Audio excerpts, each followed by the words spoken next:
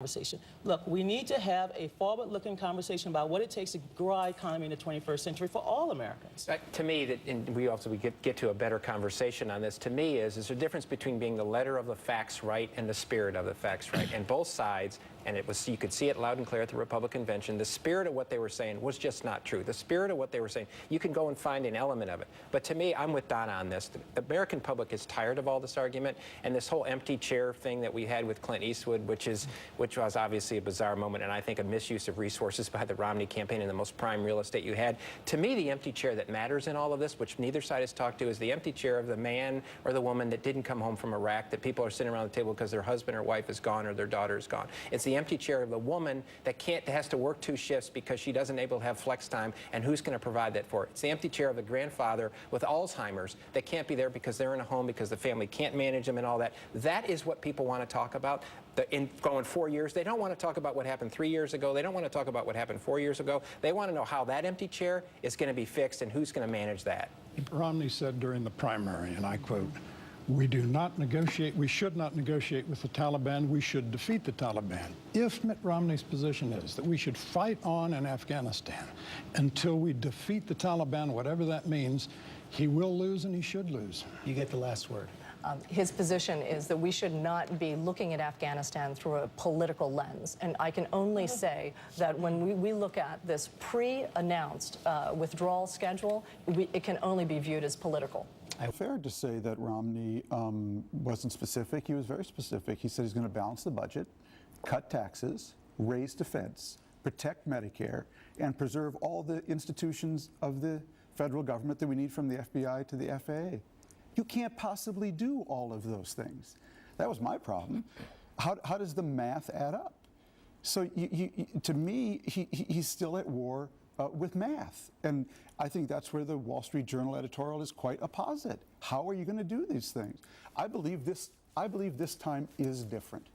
I think the American people really do want a plan. They want one from Romney. They want one from Obama. And I think they will reward someone who they feel has laid down a credible plan. And please, please, don't tell me it isn't going to hurt.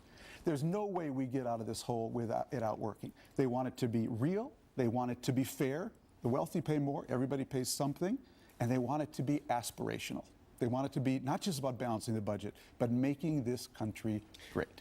Perhaps from the president himself, but certainly from Bill Clinton, is that all the Republicans want to do is take us back to the policies that got us in this mess before. There's a lot wrong with that argument, perhaps, but I think it is perhaps an effective argument, and I think it's one that the Republicans have not yet found a way really to counter. Kirsten believes that. They believe it's about the economy and above all about jobs. Mitt Romney used the term jobs 25 times, I think, in his acceptance speech.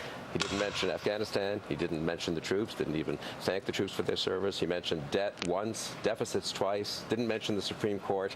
A lot of important issues out there in American politics. They decided, and again, this was a self-conscious, very conscious, tactical, strategic, really, decision. We just got to make it about jobs. Obama hasn't produced. We can produce. In my view, it's maybe a little narrow for a presidential message, but that was their decision. Why didn't they? You got to go on from that. Karl Rove said some terrible things on Friday, for which he has apologized, which should remind us. People make mistakes. Vice President of the United States... He was joking about if he shows up, murdered somewhere. No, and in the age of Gabby Giffords, it is not a joke to say that a member of Congress ought to get murdered. Yeah. And I'm frankly fed up with the one-sided bias, okay? Let me give you 2 examples. Vice President of the United States goes to a black audience and says, if the Republicans win, you will be in chains. Now, how can Biden remain as vice president? Where's the outrage over deliberate racism? The issue of abortion have taken the most extreme position in this country, and they couldn't defend that position for a day if it was made clear and vivid as all the effort is made to paint Republicans. I'm a Planned Parenthood Democrat on the issue of choice, and I think that is where the country should be. That is where many, many women in this country are, and I am glad there are people running for the presidency who will defend that position. Period. Paragraph. End it. Newt, I guess